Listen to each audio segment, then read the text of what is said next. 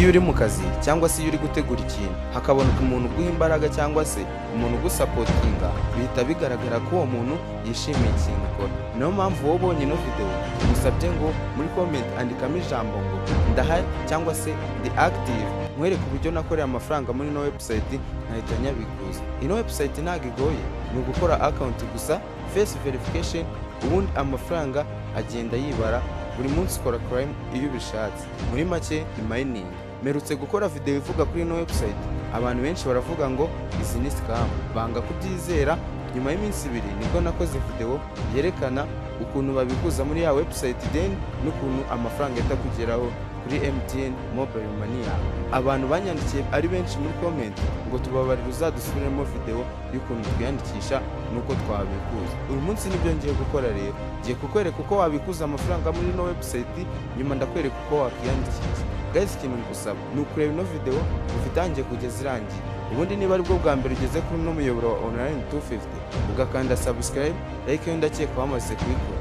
Nkuko mubimenyereye, link yo kwiyandikisha urareba muri comment ya mbere, ugahita uyikandaho bakakugeza kuri website yo kwiyandikisha. Kwiyandikisha nk'ibisanzwe ni ugukanda kuri continue with Google. Ubundi video urayikurikira mpaka irangiye, ugenda ukurikiza step nakoze, nawe urarara ubikuje. Guys, nkuko mubyumvishe, ngiye kubanza kubikuza ano mafaranga ariho, then mpite nkwereka uko wakoramo account. Gusa iyo mpereye kubikuza nibwo abantu benshi babona ko ibintu ndi gukora biri seriye, nta scam zirimo hano. Guys, rero ikintu ngiye kugusaba, reba ino video kuko buri kantu kagiye gafite umwanya wako. Nanze gukora video ndende, nkore video ngufiya ibumbiyemo ibintu byinshi. Nk'ibisanzwe rero website ni uku nguku ibimeze, nawe nuza kuyifungura uraza kubibona. Aha haba hari igice cya crime, aya mafaranga bayibara ura criminga agataza hano hejuru. Aya mafaranga rero mwisi hose tuba turi gukorera amafaranga angana, ntabwo ushobora kugira ubwoba ngo kanaka yinjije kundusha. Twese dukorera amafaranga angana, ubu umuntu twinjije rimwe tunganya amafaranga nta mpungenge. Guys, hano hari basic income, saving na referral.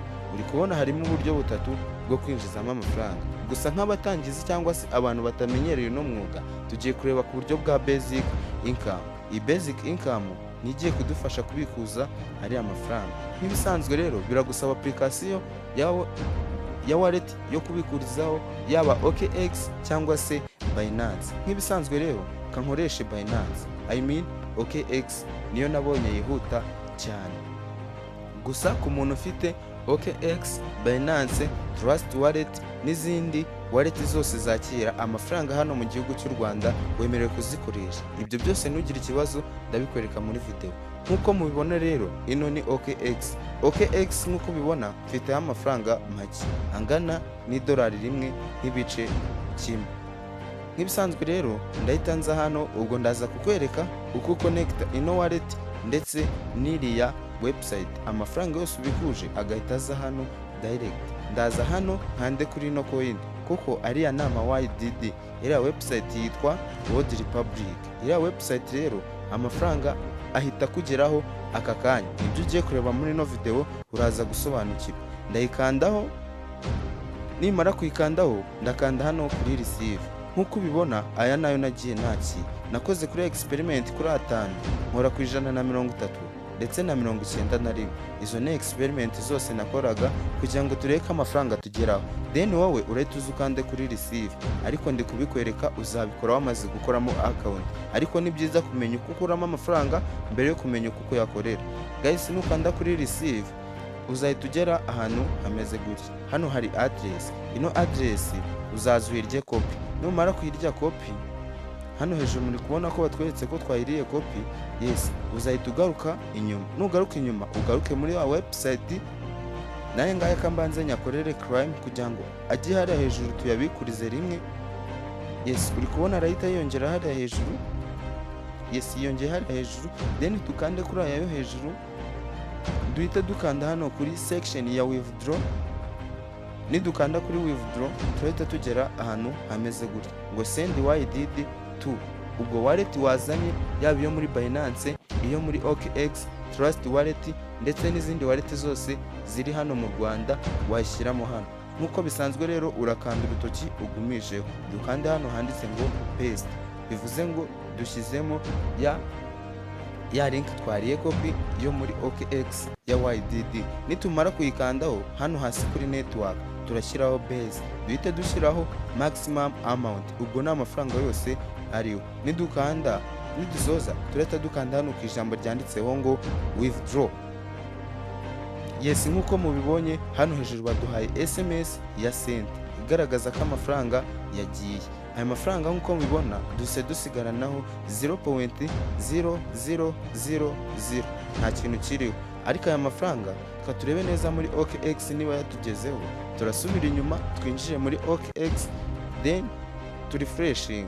Nk'uko mubibona haracyariho amafaranga YDD 238 n'ibice 1812. Tugiye kuri freshinga turebe niba koko y'amafaranga yahise atugeraho. Murebe neza ku isaha, ino video sinayikatinga. Nindi freshinga uri kubona amafaranga yagezeho kare, na hano nk'uko ubibona ku itariki 31 z'ukwa munani saa 5 duhise twakira amafaranga, ni ya YDD tubikuje ngaya hano hejuru, kandi uri kubona ahisaba amafaranga. Ubu ni uburyo bwo kubikuza amafaranga uyageza kuri wallet yawe. Niba ushaka ko ngukorera video igaragaza uburyo bwo kubikuza amafaranga uyavana kuri wallet cyangwa se kuri Binance iyo ariyo yose, PayPal, Binance, Trust Wallet ndetse n'izindi, uyashyira kuri mobile money, byandike muri comment section ubundi tugukorere video. Ikindi gikurikiyeho noneho ni ukukwereka uburyo ki ukoramo account mo hano ukabasha kuba wakinjiza ayo mafaranga. Link yo kwiyandikishayo urayisanga muri comment.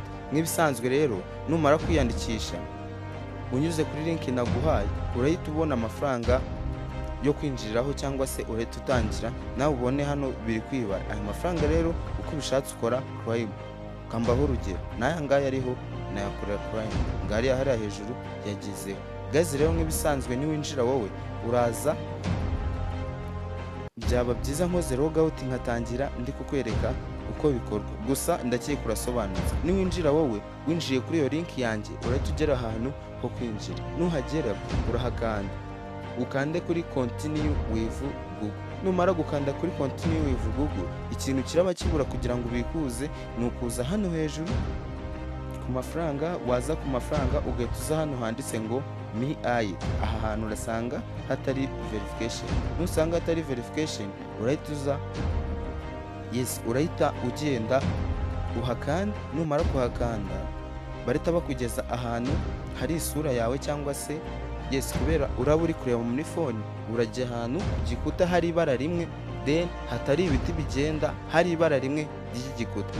Ufate telefone yawe uyirebemo wisikane isura yonyine, ntago bisaba irangamuntu. Ikindi kiraba gikurikiyeho numara kuba verified bimeze nka hano, nta kindi gikurikiyeho uretse kukwereka uko uconnect wallet cyangwa se uko uconnect aho ubikuriza ndetse ni website. Nk'ibisanzwe rero uhita hano handitse ngo SumSub ID. Ahangaha ntago bigoye, bibera muri website byose. Numara kuhakanda bahita bakugeza ahantu hameze gutya, niho uri buhinguke hameze gutya. Nusanga atariho uhingutse urasubira inyuma ubashe kuba wasubiramo bundi bushya. Nugera ahantu hameze gutya urahita ukanda ahantu handitse ngo continue. Uri kubona niyo yonyine ihari, ni ugukanda kuri continue. Wamara gukanda kuri continue ugategerezaho gato, bahita bakuzanira ijambo ry'ubururu ryanditseho ngo connect wallet. Nk'ibisanzwe turahakanda. Nitumara kuhakanda uri kubona harimo wallet agera kuri 70. Turakanda kuri all wallet tubanze turebe izirimo zose. Ushobora kugukoresha MetaMask, hano mu Rwanda irakora.